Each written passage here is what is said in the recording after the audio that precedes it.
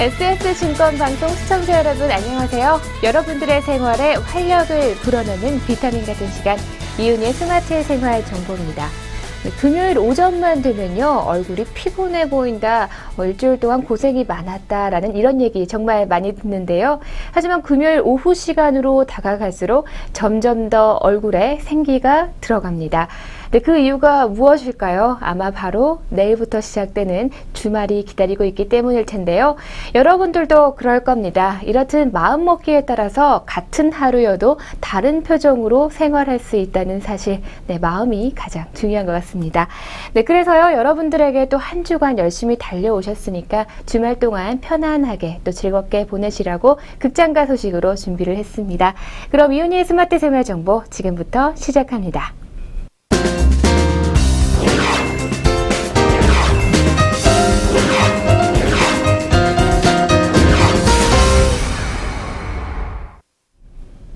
한 주간의 랭킹과 신작 알려드립니다.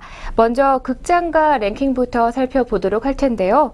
아쉽게도 지난주와는 크게 다르지 않은 순위 변동입니다. 그럼 1위부터 함께 살펴보도록 하겠습니다.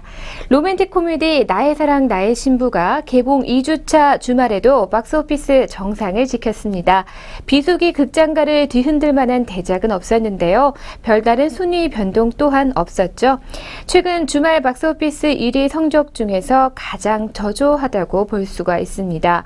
순위권 작품 대부분이요 좌석 점유율 30% 이하를 기록할 만큼 2014년 42주차 극장가는 한산했다고 볼 수가 있겠는데요. 새롭게 진입한 작품은 4위와 6위에 노벤버맨과 컬러풀 웨딩즈 이 두 편뿐입니다. 이처럼 중위권의 순위 변동은 조금 있었지만 1, 2, 3위는 변동이 없었습니다. 네, 그래도 비수기 극장가에 200만 관객을 돌파한 나의 사랑 나의 신부는요 대성공을 의미하기도 합니다. 네, 드라큘라 전설의 시작도 2주 연속 2위를 지키면서 흥행세를 이어갔는데요. 430개 상영관에서 26만 592명을 더하면서 누적 관객 97만 9,871명으로 100만 관객 돌파를 목전에 두고 있습니다. 이것만으로도 만족스러운 흥행 성적이라고 할 수 있고요. 북미 흥행 성적은 4천만 달러를 돌파했다는 소식입니다. 네, 3위 제보자는요. 416개 상영관에서 17만 691명을 동원하면서 누적 200만을 기대했지만 비수기 극장가에서 약 45만 관객을 더 모으는 것은 아쉽게도 쉬운 일이 아니었습니다. 5위 메이지 러너 또한 29.8%의 관객 감소율을 보이면서 주말 관객 10만 9천 명을 추가하면서 누적 관객 269만 9명을 더했습니다. 네, 신작들은 이렇다 할 만한 성적 내지 못하고 있는데요. 신규 개봉작 중에서는 피어스 브로스넌 주연의 노벤버맨이 가장 좋은 성적을 올렸습니다. 그리고 개봉 초기 3위 싸움도 가능할 것처럼 보였지만 힘이 부족했던 컬러풀 웨딩즈는 343개 상영관에서 8만 4천 명으로 6위의 이름을 올렸습니다. 프랑스 박스오피스를 접수하고 국내에서도 입소문 흥행을 만든 언터처블 1%의 우정의 길을 꿈꿨지만 이 컬러풀 웨딩즈의 행보는 현재 오리무중입니다. 유쾌한 공감대를 형성했다고 하니까요. 좀 더 지켜볼 필요가 있을 것 같네요.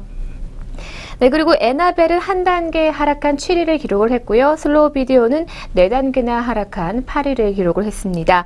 비긴 어게인은 2단계 하락하면서 9위에 올랐고요. 김영탁 감독은 전작 헬로우 고스트 흥행을 생각하면 다소 아쉬운 성적이라고 할 수 있을 것 같습니다. 입소문 파워를 유감없이 보여줬던 비긴 어게인은 이제서야 점점 이 순위권 밖으로 빠져나갈 그런 모양새입니다. 네, 이번 주에는 벌써부터 인터스텔라가 43주차 개봉작도 44주차 개봉작도 아닌데 이 인터스텔라의 개봉일이 11월 6일이죠. 그럼에도 33.4%의 예매율로 일찌감치 1위에 올라 있습니다. 우주로 확장된 크리스토퍼 놀란의 이야기에 국내 대중의 관심이 굉장히 뜨거운 상황이라고 할 수가 있습니다. 그리고 신규 개봉작 중에는 레드카펫이 9.3%로 현재 선두에 있고요. 실제로 에로 영화 감독 출신인 박범수 감독의 상업 한국 영화 데뷔작으로 윤계상과 고준희 그리고 오정세가 출연을 하게 됩니다. 장진 감독의 우리는 형제입니다도 이번 주에 출격을 하고요. 조진웅, 김성균의 앙상블이 돋보이는 그런 작품이라고 할 수가 있습니다. 또 눈에 띄는 작품은 크리스 에반스 주연의 타임 투 러브, 그리고 데이비 핀처 감독의 나를 찾아줘, 리처드 링클레이터 감독의 보이후드 등이 개봉 중입니다. 네, 계속해서 개봉 예정작들 소개해 드리도록 하겠습니다. 네, 최초의 남북 정상회담을 앞두고 무명 배우 성근은 회담 리허설을 위한 김일성 대역 오디션에 합격을 하게 됩니다. 생애 첫 주인공 역할에 말투부터 제스처까지 필사적으로 몰입하는 성근. 결국 남북 정상회담은 무산되지만 그는 김일성역에서 빠져나오지 못합니다. 바로 10월 30일에 개봉을 앞둔 나의 독재자인데요. 출연에는 설경구, 박해일이, 그리고 감독에는 이해준 감독이 메가폰을 잡았습니다.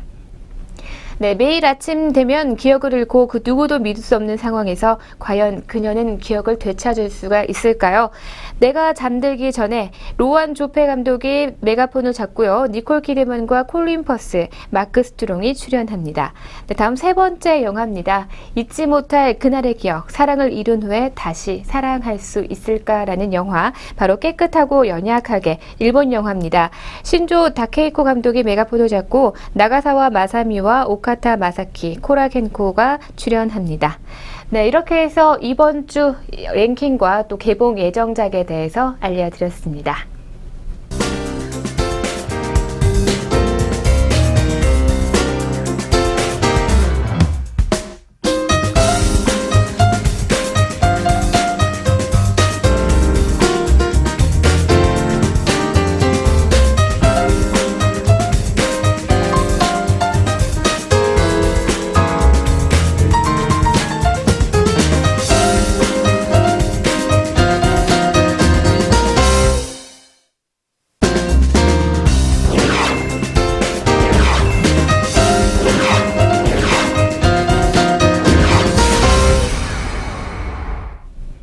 네, 두 번째로 오늘 함께할 영화 리뷰는요. 사랑을 느끼는 신비한 기억, 번지점프를 하다와 함께하도록 하겠습니다. 1983년 여름 첫눈에 반하는 일 따위는 믿지 않았던 국문학과 82학번 서인우는 적극적이고 사랑스러운 여자 82학번 인태희를 만나게 됩니다. 자신의 우산 속에 당돌하게 뛰어들어온 여자 인태희, 비에 젖은 검은 머리와 아름다운 얼굴, 그리고 당돌한 말투까지 인우의 마음은 온통 그녀로 가득 차 버리는데요. 그녀의 존재로 가슴 설레어하고 그 사람의 손이 닿는 물건이면 무엇이든 소중하게 간직하며 사랑은 무르익어갑니다. 네, 험한 소리를 퍼부으면 다시는 안 볼 것처럼 뒤돌아가다가 금세 혀가 말릴 정도로 그리움에 애를 태우는 그들에게 군입대라는 짧은 이별의 순간이 다가옵니다. 그러나 서로에게 짧은 이별이라고 위로했던 그 순간 영원으로 이어지게 되는데요. 2000년 봄, 사랑의 기억만 간직한 채 새로운 삶을 살아가고 있는 주인공 인우. 이제 그는 어엿한 가장이고 또 고등학교 국어 교사입니다. 그러나 아직도 태희를 잊지 못하는 그의 정수리 위로 다시 한번 쏟아지는 감정의 소낙비. 17년 전 소나기가 쏟아지던 그 여름, 자신의 우산 속에 갑작스레 뛰어들어왔던 태희처럼 다시 그의 인생을 송두리째 흔드는 사람. 그녀처럼 새끼손가락을 펼치는 버릇이 있고 그녀의 얼굴에 새겨진 라이터를 가지고 있고 그녀가 했던 이야기를 그대로 하는 그 사람에게 인우는 다시 사랑을 느끼기 시작합니다. 네, 몇 번을 죽고 다시 태어난데도 결국 진정한 사랑은 단 한 번뿐이라고 합니다. 대부분의 사람은 한 사람만을 사랑할 수 있는 심장을 지녔기 때문이라죠. 인생의 절벽 아래로 뛰어내린데도 그 아래 끝이 아닐 거라고 당신은 말했었습니다. 다시 만나 사랑하겠습니다. 사랑하기 때문에 사랑하는 것이 아니라 사랑할 수밖에 없기 때문에 당신을 사랑합니다. 네, 다시 태어나도 너만을 사랑할 거야. 네, 사랑에 빠진 사람이라면 이 말을 몇 번이고 하고 싶겠지만요. 어떤 이들은 아마 이런 말을 했었는지 기억조차도 가물가물할 수도 있을 것 같습니다. 한평생 살다 보면 한 번쯤 거역할 수 없는 그런 사랑을 만나기도 하는데요. 1983년 비 오는 여름날, 바로 인우에게 그런 날이었던 것 같습니다. 우산을 씌워달라며 다가온 태희, 이 젖은 것은 어깨만이 아니었죠. 바로 운명적인 사랑, 그의 가슴에 촉촉히 스며든 건데요. 인우는 태희를 만나기 위해서 버스 정거장을 매일 몇 시간씩 기다려도 봤지만 결국 태희는 같은 대학을 다니고 있었습니다. 역시 인연이라면 이렇게 만나지는 것이 영화 속에서 보여지고 있는데요. 갑자기 뛰어온 남자가 운동화 끈을 조여줄 때 감격하지 않을 여자 아마도 없겠죠. 하지만 둘은 싸우고 또 싸웁니다. 나 연애 때 말이지, 이렇게 시작하는 선생님의 옛 연애담처럼 세월의 때가 조금 묻은 사랑의 이야기는 간지럽도록 정말 재미있는 그런 영화인데요. 둘이 결혼까지 갔다거나 아니면 눈물을 머금고 헤어졌다면 이 영화는 그다지 주목할 필요가 없는 그런 영화가 됐을 겁니다. 바닥 가까이에서 다시 튕겨오르는 번지점프처럼 영화는 새로운 판타지로 도약하는 그런 부분들이 계속 나오는데요. 2000년 인우는 고교 국어 교사가 됐죠. 이제 그는 딸 아이와 또 아내를 가진 가장이며 학생들로부터 꼰대라는 소리 대신에 선생님이라는 소리를 듣는 꽤 괜찮은 삶을 살고 있습니다. 네, 하지만 그의 삶을 통째로 흔들리게 한 것은 남학생 현빈인데요. 현빈에 대한 이상한 감정 때문입니다. 젓가락은 시옷 받침인데 왜 숟가락은 디귿 받침이냐? 고 묻는 이 음료수를 마실 때 새끼손가락을 쭉 펴는 사람. 그런 인우는 그런 아이를 봤습니다. 바로 현빈에게서 태희의 모습을 본 것이죠. 네, 추락과 상승 그리고 죽음과 탄생을 경험하는 번지점프처럼 영화는 인연과 윤회라는 소재에서 매우 사실적인 감정 고리로 풀어내고 있습니다. 지나간 사랑과 금지된 사랑을 시줄과 날줄로 엮으면서 인연과 환생에 관한 아름다운 판타지 직무를 만들어낸 것이죠. 이 감칠맛 나는 유머와 탄탄한 복선 그리고 완급 조절을 연출력의 직물로 더욱 짜임새 있게 만들고 있습니다. 네, 사랑하기 때문에 사랑하는 것이 아니라 사랑할 수밖에 없기 때문에 당신을 사랑합니다 라고 말하는 영화. 헤어진 연인들에게는 흔적을 찾고 싶게 하고 현재의 연인들에게는 애틋함을 느끼게 하는 영화. 이 번지점프를 하다와 지금까지 함께 했습니다.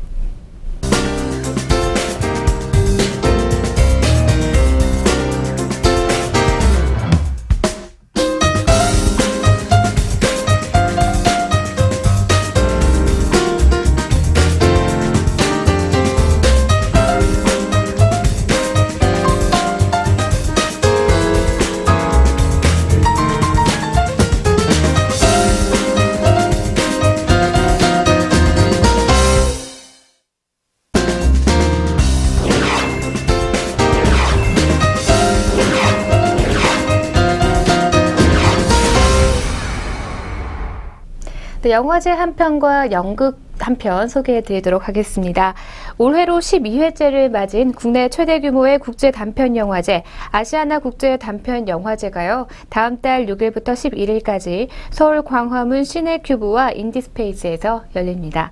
네, 영화제 조직위원회는 14일 안성기 집행위원장과 심사위원장을 맡은 박찬욱 감독 그리고 특별심사위원인 배우 정우성 씨가 참석한 가운데 기자회견을 갖고 올해 출품작과 상영 일정을 공개했는데요. 올해 영화제는 109개국에 4,215편의 단편 영화가 출품돼서 역대 최대 규모를 자랑한다고 합니다. 이 중 37개국에 66편이 예심을 통과해서 이번 영화제를 통해서 상영이 된다고 하네요. 영화제 얼굴격인 국제경쟁 부문에서 56편이 출품해 2,500만 원의 상금을 놓고 겨루게 되고요. 국내 단편 영화를 대상으로 하는 국내 경쟁 부문은 10편의 영화가 경쟁하면서 상금은 800만 원이라고 합니다.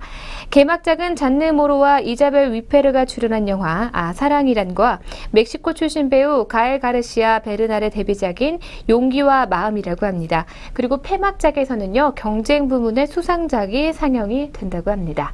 네, 프로그램은 국제 경쟁 부문과 국내 경쟁 부문, 비경쟁 부문인 특별 프로그램으로 나뉘고요. 시상은 대상과 심사위원 특별상 등 10개 부문에서 총 상금이 4,300만 원이 수여가 된다고 합니다. 네, 심사위원장인 박찬욱 감독은요. 37개국 가운데서 이 4,000편이 넘는 작품이 출품됐다면서 가난, 실업, 노인 문제 그리고 젊은이들의 반항을 다룬 영화가 많다며 출품 경향을 설명했다고 합니다. 네, 특히 한국 영화 중에서는 세대 갈등을 다룬 작품이 많았다고 전해집니다. 네, 계속해서 극장에 대한 극장가 소식 전해드립니다. 배우 송일국이요. 연극 나는 너다를 출연하면서 안중근의 의사 안중근 의사의 아들의 친일 행각 때문에 고민을 털어놨다고 해서 눈길을 끌게 됐습니다.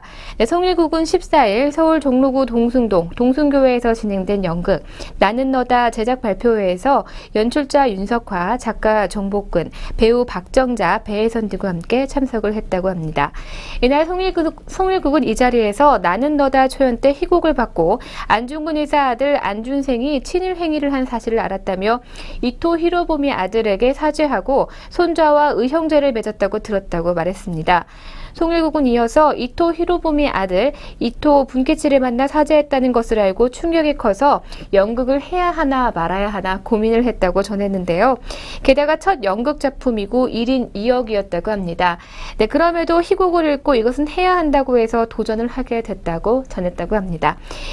연극 나는 너다는 대한일군 중장 도마 안중근의 삶과 철저하게 역사 속에 버려졌던 안중근의 막내 아들 안중생을 통해서 우리가 기억해야 할 것과 살아가야 할 방향을 짚어보는 그런 작품입니다.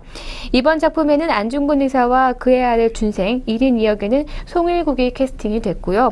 안중근 의사 어머니의 조마리아 역은 박정자 씨가, 그리고 부인 김아려 역은 배혜선 씨가 맡았습니다. 네, 지금까지 영화제 정보와 연극 정보 알려드렸습니다.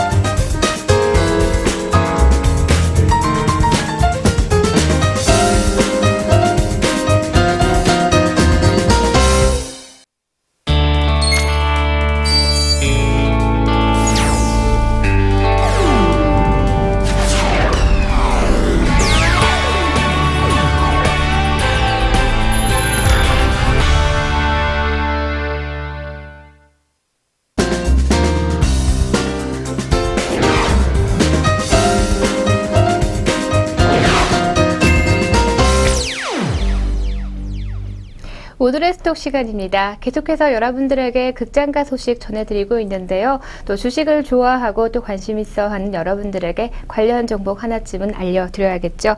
네, 지난주에 이어 이번 주에도 나의 사랑 나의 신부가 흥행 1위를 기록하고 있습니다. 네, 주인공은 바로 신민아 씨인데요. 이 신민아 씨는 ON 엔터테인먼트 소속이라고 합니다. 신민아의 인기가 높아지면서 당연 소속 기획사에 긍정적이겠죠. 오늘은 신민아와 관련된 종목 알려드리도록 하겠습니다. HAM 미디어인데요. 종목번호 038340입니다. HAM 미디어는 캐패시터 제조를 목적으로 1967년에 설립이 됐고요. 영위사업은 캐패시터 제조, 유류 유통사업, 그리고 고속도로 휴게소 운영사업 부문으로 구분이 되고 있습니다. 신성장 동력으로는 2012년 진출한 유류 유통사업의 성장으로 주사업 부문이 제조사업에서 유료 유통사업으로 현재 체질 개선 중인데요. 연결 대상 종속회사로 CCTV 제조와 판매업을 영위하는 하 CCTV 주식회사와 미디어 사업을 영위하는 크레아웍스 주식회사가 있습니다. 최근에 HAM 미디어는 엔터테인먼트 사업 진출과 사업 다각화를 위해서 ON 엔터테인먼트 지분의 100%를 취득했다고 합니다. 네, 다음 두 번째는요. 인터파크 INT입니다. 종목 번호는 108790입니다. 인터파크 INT는 전자상거래에 의한 온라인 쇼핑 전반을 아우르는 도소매업인데요. 도서 판매와 공연장 운영, 그리고 공연 기획과 제작, 티켓 판매와 판매 대행, 그리고 일반 여행과 여행 중개업까지 온라인에서 가능한 모든 사업의 영역을 영위하고 있습니다. 모바일 환경으로 진입해서 성장의 발판을 마련을 했고요. 이 동사는 4개 사업 부문을 통해서 온라인 사업에 최적화된 사업 포트폴리오를 구성을 했습니다. 세월호 애도 분위기에 따른 공연 취소 등으로 이 공연 판매가 전년 동기 대비 10% 감소하긴 했었지만요. 자체 뮤지컬 공연 등으로 수익 정상화가 현재 기대되고 있습니다. 네, 지금까지 인터파크 INT와 또 HAM 미디어에 대해서 알려드렸습니다.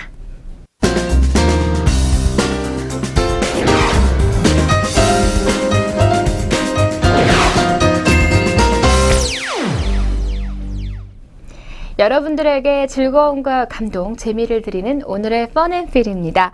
역사적인 순간이 바로 사진에 담겨 있는데요. 몇 장의 사진들을 만나보겠습니다. 먼저 첫 번째 사진부터 만나보시죠. 1930년 미국 인디애나입니다. 10,000명의 백인이 지켜보는 가운데 군중 교수형을 당하는 젊은 흑인 남성 2명이 사진으로 보이고 있죠. 조금은 잔인해 보이기도 합니다. 다음 두 번째 사진은요. 1920년의 미국입니다. 요즘에는 이런 일 절대 있을 수가 없겠죠. 수영복의 길이를 검수받는 여인들입니다. 무릎에서 몇 센치, 옛날에 우리나라도 했었는데 기억 혹시 하시나요? 다음 세 번째로 넘어가도록 하겠습니다. 1939년의 영국인데요. 나치의 생화학탄으로 인해서 방독면을 착용한 여성입니다. 아이의 유모차까지도 이렇게 꽉 닫아놓은 것이 보이네요. 다음 네 번째는요. 1940년의 프랑스입니다. 제2차 세계대전 이후에 수도를 점령한 아돌프 히틀러의 모습을 담은 사진입니다. 다음 다섯 번째 사진은요. 1941년 우크라이나 비니사 수용소입니다. 바로 나치의 유대인 학살이 자행되는 그런 순간들입니다. 아주 잔인한 순간이기 때문에 이러한 역사 속 사진을 통해서 우리는 끊임없이 반성을 해야겠죠. 다음 여섯 번째는요. 1944년 사이판 섬인데요. 참호에서 염소에게 바나나를 먹이고 있는 미군의 사진입니다. 다음 일곱 번째는요. 1956년 미국인데요. 동물을 이용한 최초의 아동 치료를 시도하고 있는 그런 모습입니다. 오리와 아이의 모습이 꽤 인상적이죠. 다음 여덟 번째는요. 1967년 볼리비아입니다. 바로 볼리비아에서 붙잡힌 쿠바의 혁명가 체 게바라의 사진입니다. 다음 아홉 번째는요. 1896년 그리스인데요. 올림픽에서 치러진 첫 마라톤 경기라고 합니다. 첫 마라톤이라 해서 운동복을 입고 있을 줄 알았는데 그냥 이렇게 일상복을 입고 마라톤을 뛰었다고 합니다. 다음 열 번째 사진인데요. 바로 1875년 미국인데요. 바로 자유의 여신상, 미국의 상징이죠. 자유의 여신상을 건설하고 있는 현장입니다. 사진에는 자유의 여신상의 얼굴이 보이네요. 다음 11번째입니다. 1990년 아르메니아에 위장을 한 106세의 노인입니다. 노인도 이렇게 총을 들고 있네요. 역시 전쟁 중에는 이렇게 잔인할 수밖에 없는 것 같습니다. 다음 12번째 사진입니다. 1964년 미국인데요. 캘리포니아의 한 수영장인데요. 여기에 염산을 붓고 있는 호텔의 주인장의 모습이 보입니다. 바로 흑인들이기 때문에 염산을 부었다라고 하네요. 조금은 이렇게 잔인한 모습들을 담긴 사진들이 많았는데요. 전쟁 속에서 우리는 평화를 또다시 갈구하고 있는 것 같습니다. 지금까지 오늘의 펀앤필이었습니다.